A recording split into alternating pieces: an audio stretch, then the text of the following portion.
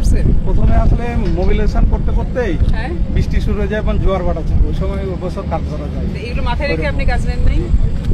আমরা মনে করছিলাম আপনার মাথায় ছিল না যে বৃষ্টি হবে, ঝড় হবে?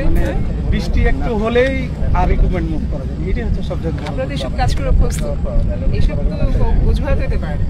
আপনি 15 মাসে 18 মাসে 15% কাজে অগ্রগতি, ফুল মোবিলাইজ হয়ে গেছে ম্যাডাম, এবং ফুল দামে কাজ চলতেছে। আমরা এই বছরটা সময় পেলে কাল ক্যান্সেল না,